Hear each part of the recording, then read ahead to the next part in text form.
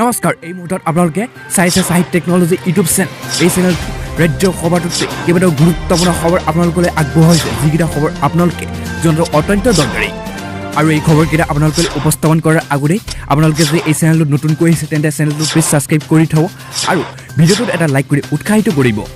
প্ৰথমটো এই মুহূৰ্তত অতি গুৰুত্বপূৰ্ণ এটা ব্ৰেকিং নিউজ মুকলি হৈ আহিছে কাৰণ ৰাজ্যত কোভিড পৰিস্থিতিৰ ওপৰত লক্ষ্য ৰাখি আনলক আৰু লকডাউন প্ৰক্ৰিয়া ইতিমধ্যে নিৰ্ধাৰণ কৰা হয় আৰু ৰাজ্যত আজি কিমান লোক কোভিডৰ আক্ৰান্ত হৈছে আৰু কিমান মৃত্যুক খবৰ দিবলগীয়া হৈছে কিয়নো আজি এই কোভিডৰ ওপৰত লক্ষ্য কৰি ইতিমধ্যে নতুন এছঅ'পি প্ৰকাশ কৰিব ৰাজ্য চৰকাৰে আৰু ৰাজ্যৰ কোভিড সংক্ৰমণৰ ঘটনা যোৱা কেইদিনমান ধৰি আজিৰ পৰাই কি আছে অৱশ্যে কোভিড পজিটিভিটি হাৰ আজি 2% তলত নামিছে পজিটিভিটি হাৰ পূৰ্বৰ দিনৰ তুলনাত আজি কিছু হ্ৰাস পোৱা পৰিলক্ষিত হৈছে আৰু আজিৰ দিনটো ৰাজ্যখনত কোভিডৰ 38গৰাকী লোকে ইতিমধ্যে প্ৰাণ হেৰুৱাইছে বিগত 24 ঘণ্টা ৰাজ্যত কৰোনা ভাইৰাছত আক্ৰান্ত হৈছে 2669গৰাকী লোকৰ এই সময়ছোৱাত 1,37,565গৰাকী লোকৰ কোভিড পৰীক্ষা সম্পূৰ্ণ কৰা হৈছিল আৰু কামৰূপ মেট্ৰত বিগত 24 ঘণ্টাত কোভিডত আক্ৰান্ত হৈছে 174গৰাকী লোকৰ আৰু এই তথ্য আমি দাঙি ধৰা নাই এই তথ্য দাঙি ধৰিছে ৰাজ্যৰ মুখ্যমন্ত্ৰী ডক্টৰ হিমন্ত বিশ্ব শৰ্মাই তেওঁৰ অফিচিয়েল টুইটাৰ একাউণ্টৰ জৰিয়তে আৰু কোভিডৰ ৰাজ্যৰ সুস্থতাৰ হাৰ বৃদ্ধি পোৱালৈ চাই কোভিড পৰিস্থিতি এতিয়ালৈ বহুখিনি উদ্বেগজনক হৈ পৰিছে কিন্তু ইতিমধ্যে কোভিডৰ পজিটিভিটি হাৰ 1.98%লৈ হ্ৰাস পাইছে আৰু তাৰ বাবে ৰাজ্য চৰকাৰে ইতিমধ্যে বহুতো আনলক পৰিয়ালৰ সিদ্ধান্ত গ্ৰহণ কৰিছে আৰু চৰকাৰ বিশেষকৈ আমাৰ এই দোকান পোহাৰ ব্যৱসায়িক প্ৰতিষ্ঠান সকলো খোলাৰ বাবে ইতিমধ্যে যিসমূহ এছঅ'পি আহিব সম্পূৰ্ণ তথ্য আমাৰ হাতত আহি পৰিছে কিয়নো ৰাজ্যৰ বিভিন্ন জিলাত ইতিমধ্যে সম্পূৰ্ণভাৱে আনলক কৰি দিয়া হৈছে আৰু সন্ধিয়া পাছলৈকে দোকান পোহাৰ ব্যৱসায়িক প্ৰতিষ্ঠান গাড়ী চলাচল কৰিব পাৰিব কিন্তু এই তথ্য নটিছখন অফিচিয়েলি যিখন আহে সেই নটিছখন কাইলৈ পুৱাই 6 বজাতে আমাৰ হাতত আহি পৰিব আৰু আপোনালোকৰ বাবে আগবঢ়াম সন্ধিয়াৰ এই মুহূৰ্তত অতি গুৰুত্বপূৰ্ণ এটা বহুতে ডাঙৰ ভয়ানক খবৰ মুকলি হৈ আহিছে কিয়নো ৰাজ্যৰ বিজেপিৰ শীৰ্ষ নেতা বৰ্তমান বিজেপিৰ বিধানসভাৰ অধ্যক্ষ বিশ্বজিৎ দৈমাৰী ইতিমধ্যে পৰিয়ালৰ সদস্যক অপহৰণ কাণ্ড সংঘটিত হৈছে আৰু ইতিমধ্যে ভয়ানক ঘটনা সমগ্ৰ অসমতে চৰ্চা লাভ কৰিছে কিয়নো মহানগৰত পুনৰ অপহৰণ কাণ্ড গছ ৰোপণ কাম চাবলৈ গৈ নিখোজ হৈছে বিজেপিৰ শীৰ্ষ নেতা দুজন পৰিয়ালৰ লোক লগতে ৰাজধানী চহৰ গুৱাহাটী মহানগৰীৰ গড়ভঙা বনাঞ্চলৰ পৰা এক অপহৰণ ঘটনা সংঘটিত পোহৰলৈ আহিছে কিন্তু বিজেপি বিধানসভাৰ ইতিমধ্যে অধ্যক্ষ বিশ্বজিৎ দৈমাৰী খুলখালী তথা BTCৰ পূৰ্বৰ কাৰ্যবাহী সদস্য গণেশ কাছাৰীৰ ভাতৃ জয়ন্ত কাছাৰী সন্ধানহীন হয় আৰু তেওঁৰ লগতে আছিল কুশল কলিতা নামৰ আন এজন ব্যক্তি ব্যৱসায়ী কিন্তু জয়ন্ত কাছাৰী নামৰ এই ঘৰ আছিল নুনমাটি আৰু বিষ্ণুৰাভানগৰ আৰু তেওঁৰ লগতে কুশল কলিতাৰ ঘৰ জাপৰি যুগত বুলি জানিব পৰা গৈছে কিয়নো ইতিমধ্যে তেওঁলোকে গছ ৰোপণ কৰিবলৈ গৈছিল জংঘলৰ মাজত এইগৰাকী মন্ত্ৰীৰ পৰিয়ালৰ লোকে আৰু তাৰপিছতে ইতিমধ্যে অপহৰণ কাণ্ড সংঘটিত হৈছে আৰু গড়চুক আৰক্ষী দলে বৃহস্পতিবাৰৰ দিনৰ ভাগতে গড়ভঙা বনাঞ্চললৈ গৈছিল যদিও দুভাগ নিশা উভতি আহিছে কিন্তু সম্ভেদ পোৱা নাছিল দুইজন লোকৰ এই মুহূৰ্তত অতি গুৰুত্বপূৰ্ণ এটা ব্ৰেকিং নিউজ মুকলি হৈ আহিছে কিন্তু বিধায়ক অখিল গগৈ জেলৰ বাহিৰত অহাৰ পিছতে বিজেপি চৰকাৰ মুখ্যমন্ত্ৰী হিমন্ত বিশ্ব শৰ্মাৰ লগতে বিজেপি চৰকাৰক লৈ ইতিমধ্যে তীব্ৰ কটাক্ষ দেখা গৈছে সমালোচনা কিন্তু তাৰ মাজতে ইয়াত কৈছে পি হাজৰিকা কোন মই আপোনালোকে নিশ্চয় জানে তেওঁক মই প্ৰশ্নৰ উত্তৰ দিয়াত বুলি মই উচিত বুলি নাভাবোঁ পি হাজৰিকাক তীব্ৰ কটাক্ষ কৰিছে বিধায়ক অখিল গগৈয়ে কিয়নো কৈছে যে পি হাজৰিকাৰ কোন আপোনালোকে নিজেই জানে দেখোন আৰু লগতে তেনেকুৱা মানুহৰ প্ৰশ্নৰ উত্তৰ দিয়াটো জানো উচিত হ'ব এইদৰে জলসম্পদ আৰু জনসংযোগ বিভাগৰ কেবিনেট তথা মন্ত্ৰী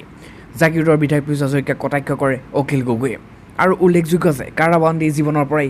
মুক্তি লাভ কৰি প্ৰথমবাৰৰ বাবে নিজ সমষ্টিত শিৱসাগৰলৈ যাত্ৰা কৰিছে বিধায়ক অখিল গগৈয়ে আৰু আজি নগাঁও বাইপাছত সাংবাদিকে পি হাজৰিকাৰ সন্দৰ্ভত সোধা প্ৰশ্নৰ উত্তৰত এইদৰে কটাক্ষ কৰিছে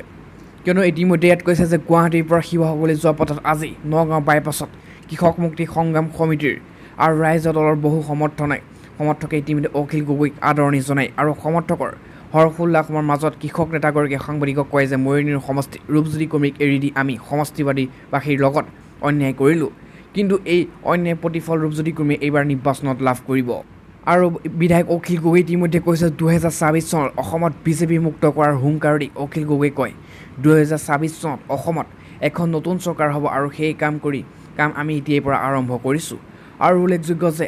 প্ৰথমবাৰৰ বাবে বিধায়ক হোৱাৰ পাছত ইতিমধ্যে অখিল গগৈক ৰহা আৰু কৃষ্ণঘাটতো সমৰ্থন জনায় সমগ্ৰ ৰাইজে এই মুহূৰ্তত অতি ভয়ংকৰ এটা ব্ৰেকিং নিউজ মুকলি হৈ আহিছে কিয়নো তাপমাত্ৰাই লৈছে ভয়ংকৰ ৰূপ আৰু প্ৰায় 50 ডিগ্ৰী চেলচিয়াছ আৰু ইতিমধ্যে 486 জনৰ মৃত্যু ঘটনা পোহৰলৈ আহিছে আৰু ইতিমধ্যে ৰেকৰ্ডৰ স্তৰ তাপমাত্ৰা আৰু তাৰ লগতে ইতিমধ্যে এই ভয়ংকৰ বিপদ আহিছে সমগ্ৰ দেশতেই তাৰ লগতে কৈছে প্ৰকৃতিৰ কি আশ্চৰ্যকৰ লীলা পৃথিৱীৰ যি কেইখন দেশত ইতিমধ্যে সৰ্বাধিক শীত পৰে সেই ভিতৰত অন্যতম হৈছে কানাডা কিন্তু এতিয়া গৰমে মৃত্যুক বিভীষিকাৰ কৰিছে সৃষ্টি কৰিছে আৰু বিগত কেইদিনমান কানাডাত প্ৰচণ্ড গৰম আৰু গ্ৰীষ্ম প্ৰবাহ হৈছে ইজনৰ পিছত সিজন লোকৰ মৃত্যু ঘটিছে কিন্তু মৃতকৰ সংখ্যাই 500 ঘৰ অতিক্ৰম ঘটিছে আৰু চৰকাৰী সূত্ৰই জনোৱাৰ মতে মৃতকৰ সংখ্যা অধিক হোৱাৰ আশংকা আছে আৰু কানাডাৰ ব্ৰিটিছ কলম্বিয়াত তাপমাত্ৰা প্ৰায় 50 ডিগ্ৰী চেলছিয়াছ হৈছেগৈ আৰু কানাডাৰ ইতিহাসত এই তাপমাত্ৰা সৰ্বাধিক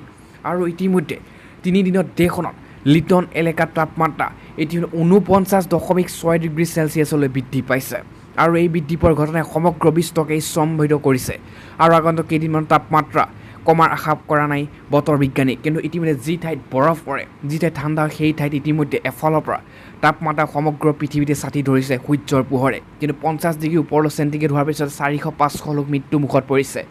আৰু এই ঘটনা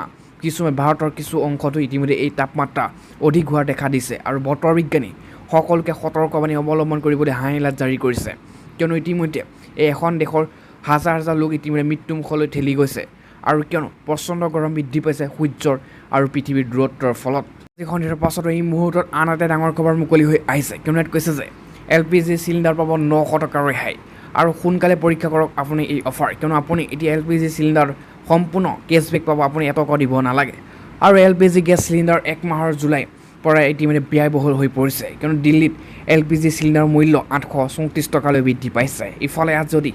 আপোনাৰ এটা ভাল সুযোগ আছে য'ত আপুনি সস্তীয়াকৈ LPG গেছ চিলিণ্ডাৰ পাব আৰু এই অফাৰটো পেটিএমৰ পৰা আপুনি ল'ব পাৰিব য'ৰ পৰা আপুনি বুকিঙত 900 টকাৰ কেছবেক প্ৰাপ্ত কৰিব পাৰিব আৰু ইয়াৰ উপৰিও আপুনি পেটিএমে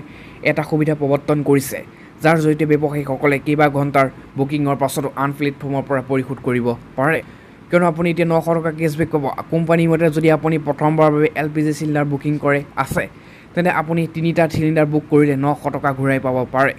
আৰু প্ৰথমবাৰৰ বাবে ব্যৱহাৰকাৰীসকলে পেটিএমৰ ফাষ্ট পে'মেণ্টটো পাব আৰু এই পইণ্টবোৰ ৱালেট বেলেঞ্চ আৰু ৰিডিম কৰিবলৈ ব্যৱহাৰ কৰা হ'ব আৰু লগতে বুকিং কৰাৰ এই 24 ঘণ্টাৰ ভিতৰত আপুনি কেছবেক আৰু ক্ৰেছ কাৰ্ড পাব আৰু এই ক্ৰেছ কাৰ্ড 7 দিনৰ ভিতৰত ব্যৱহাৰ কৰিব লাগিব যদি আপুনি এই ক্ৰেছ কাৰ্ডখন ইতিমধ্যে খুলিব নোৱাৰে আপুনি ইয়াক কেছবুক পৰা অফাৰ শাখাত খুলিব পাৰে আৰু এই অফাৰ আপুনি লাভ কৰিবলৈ হ'লে আপুনি প্ৰথমে পেটিএম এপটো ডাউনলোড কৰি ল'ব লাগিব আৰু তাৰপিছত আপুনি ডাউনলোড কৰাৰ পিছত আপোনাৰ মোবাইলত স্মাৰ্টফোনত গৈ পেটিএমত শ্ব' মোৰ অলপ ক্লিক কৰক আপুনি পেটিএম এপটো খোলক আৰু তাৰপিছত আপুনি পেটিএমত শ্ব' মোৰ ক্লিক কৰিব লাগিব